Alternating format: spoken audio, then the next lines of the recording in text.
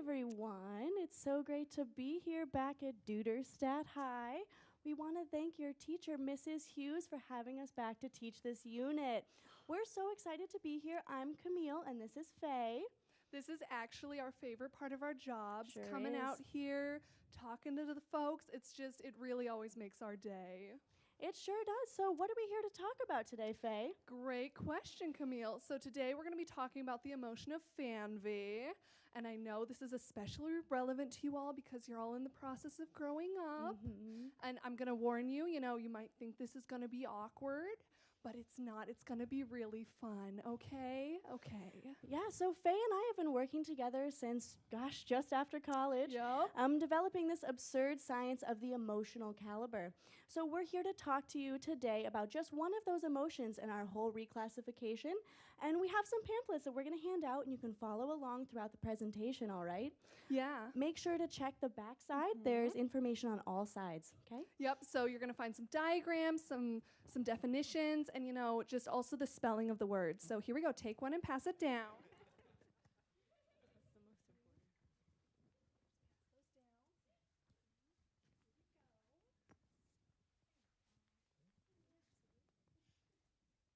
All right, and make sure everyone gets one. All right, lovely. Okay, so I want you to take note of the spelling of the word. It's spelled F-E-R-N-W-E-H,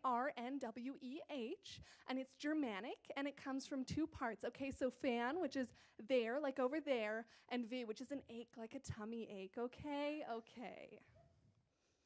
All right, so let's get started. Yeah, so Camille, tell me, what is Fernweh? Sure, could someone hit the lights? Fernweh is an emotion. Fernweh is a sense of longing, however its length is spatial and that it only exists. Because your skin can know the many different versions of you as your mind can recognize the same spine. Although when you learn to witness landscape as time, and the arch of your spine becomes synonymous with Both your external and internal landscapes, Fernweh is not just longing. Fernweh comes from the family of the emotions related to longing. Now, we will call this subset the climbing tree. Note, it is not the tree that is climbed, it is the climbing tree. Like the Strigophilis garrylarsoni, this name has no scientific relevance, only a deeper absurd scientific relevance of the emotional caliber. Cite future existent taxonomy of emotion. Check your pamphlets. Though you might not remember it, your first encounter with Fernweh began in the womb at the point of proprioception. Proprioception is the sense of the relative position of neighboring parts of the body and strength of effort being employed in movement. Cite Wikipedia, the free encyclopedia. In a distilled sense, it is the first time you become aware of one part of your body being in a different place than another part of your body. That is Fernweh. When you experience Fernweh, you might experience symptoms of agitation, frustration, stagnation, misalignment of self, unhappiness with the current situation, discontent, disembodiment, disnowness, and anti-hereness. Feelings of homesickness, childhood sickness, and future homesickness are to be expected. However, these are all in relation to homes that do not exist yet. And will cease to even ephemerally exist as ideas once you reach the physical location in which you pictured them. Fernweh might be misconstrued as an escape from now. But instead, it is the utmost anchoring of now in the idea that now can be an asymmetry. Fernweh is a longing for yourself, for your future self in a different place and a different time, as a different person. And you do not know that time, know that place, but you know that person. And although you do not know, somehow it is familiar because you know yourself and you long to know your future self. And since you know yourself, Fernweh has made it possible for you to look your future self in its unseen eyes and shake its unborn hand. A womb of time that is nonlinear and encompassing all existences of yourself that have been, have anti-been, have never been, will have always been. And yet will never be. This is what it is. This is what it's not. This is what it is. This is what it is.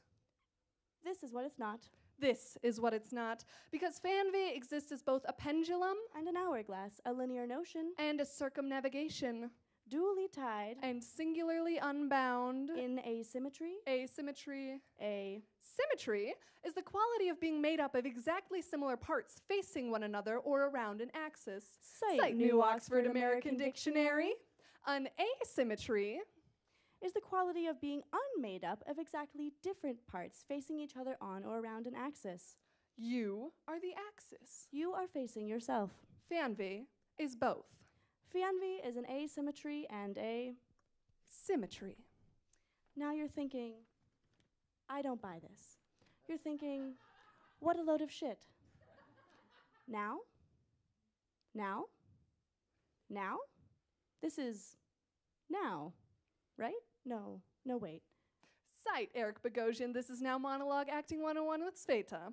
Camille, this is not now. Camille, you are not now. Camille, you are there and you are then, and this is here and this is now, and this is not acting class, and this is your monologue, but this is not that monologue. Faye, but this is Fernweh. Camille, Fernweh, what's that? Fernweh is a longing for yourself, for your future self in a different place and a different time, as a different person, and you do not know that time, know that place, but you know that person.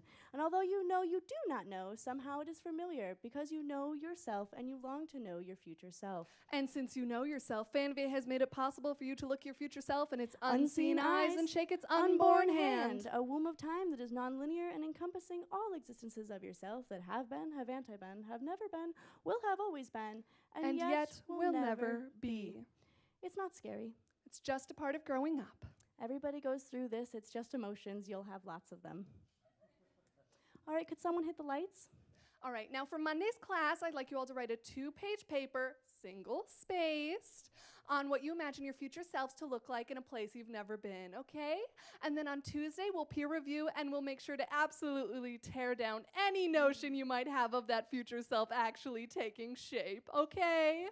Because after all, once you get to that location, you won't be in the future anymore. Where you can be perfect. But instead, you'll be your present self in that future location. And as we all know, present selves are defiantly imperfect. So study your pamphlets, everyone, and let's have a great weekend. Bye-bye now.